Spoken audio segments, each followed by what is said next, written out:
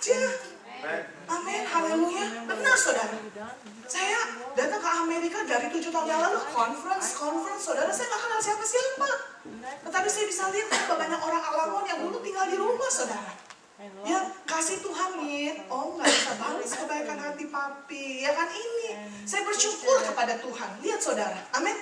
Mesti punya kaya dengan kemurahan. Amin. Kaya. Hati kita tuh kaya. Pandangan kita mesti luas. Berpikirnya mesti luas, saudara. Amin. Haleluya. Jangan cuma sempit. Pikirin. Cari duit, cauce untuk diri sendiri, ya kan? Masa bohong sama yang lain, jangan saudara. Makanya ini, Babel ini bicara soal hawa nafsu. Tuhan gak mau kita serakah. Karena Tuhan yang menjadikan kita kaya. Jangan pernah ingin kaya, amin. Karena 1 Timotius 6 ayat 10, orang yang menjadi kaya jatuh ke berbagai-bagai pencobaan. Tetapi Yesus dia tinggalkan kemuliaannya. Dia rela menjadi miskin supaya kita menjadi kaya. Turun sampai dia tebus hidup kita dari lubang kubur. Dia mahkotai kita dengan kasih setia dan rahmat. Amin. Yesus, He is a giver. Aku datang supaya umat mempunyai hidup dan mempunyai dalam kelimpahan. Tetapi iblis, he is a taker. Dia mencuri, dia membunuh, dia membinasakan. Selanjutnya saudara, Tuhan gak mau saudara kita hidup dengan hawa nafsu. Amin saudara. Saya baca di dalam Kompas Selasa 1 April 2008, Soros ngomong begini. Gejolak keuangan global terjadi karena aktivitas sektor keuangan yang begitu liar dan beroperasi di luar kendali.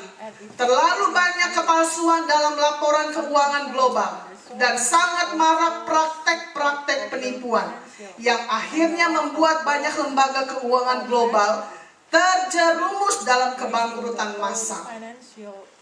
Tetapi kita bersyukur Tuhan memberikan langkah untuk menghadapi sistem Babel ini. Amin.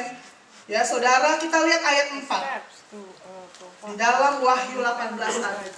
Ya, Wahyu 18 tadi saudara. Firman Allah berkata, lalu aku mendengar suara lain dari surga berkata, pergilah kamu hai umatku, pergilah daripadanya, supaya kamu jangan mengambil bagian dalam dosa-dosanya, dan supaya kamu jangan turut ditimpa malapetaka-malapetakanya. Ya, Tuhan bilang apa?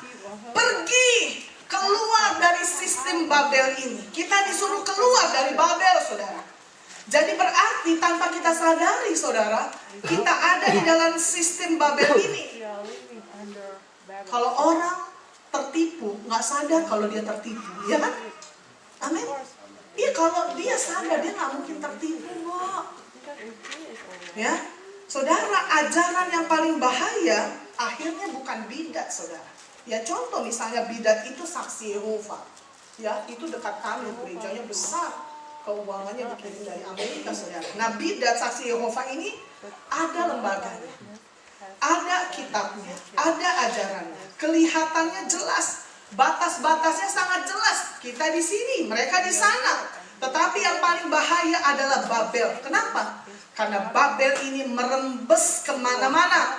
Babel ini menciptakan sistem kepercayaan yang saya sebut sinkretisme, yaitu suatu ajaran yang tidak benar, yang menyusup sampai ke lembaga-lembaga Kristen, ke gereja, ke keluarga, ke bisnis. Makanya dia membuat raja-raja setuju dengan dia, dan hidupnya berhasil membuat para pedagang menjadi sangat kaya. Siapa dia? Sistem ini ada di mana? Kita lihat ayat 3, saudara. Ayat 3 berkata, karena semua bangsa, termasuk Indonesia, termasuk Amerika, semua bangsa telah minum dari anggur hawa nafsu cabulnya, dan raja-raja di bumi telah berbuat cabul dengan dia, dan pedagang-pedagang di bumi telah menjadi kaya oleh kelimpahan hawa nafsunya. Saudaraku, gaya hidup Babel intinya adalah hawa nafsu. Dia ada di dalam kita. Seringkali kita tidak sadar karena kita tertipu. Seorang hamba Tuhan yang luar biasa, dia bernama Ed Cole, yang ada di Texas tapi sudah meninggal. Dia berkata, hawa nafsu adalah keinginan untuk memuaskan diri sendiri tetapi mengorbankan orang lain. akhir-akhir ini saudara, ya, banyak orang yang ikut seminar-seminar saudara. Wah, seminar-seminar. Pertama, sangat Alkitab, sepertinya sangat Alkitabiah saudara. Karena awalnya rohani banget saudara. Tetapi kita mesti hati-hati.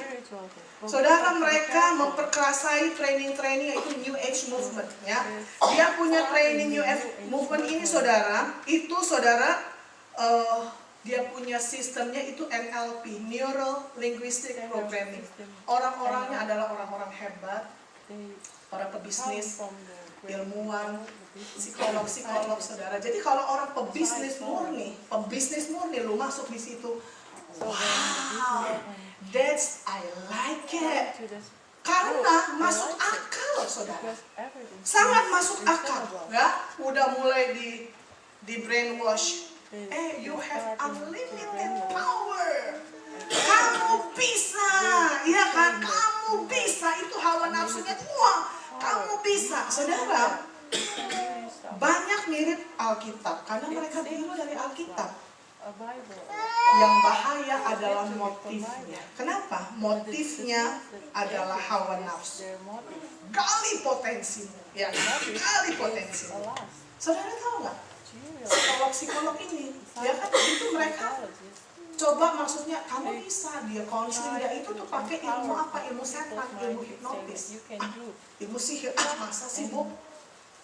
Firman Tuhan, ya. Kita lihat saudara, Wahyu 18-nya ayat 23b. Coba kita lihat. Kita baca sama-sama 23b.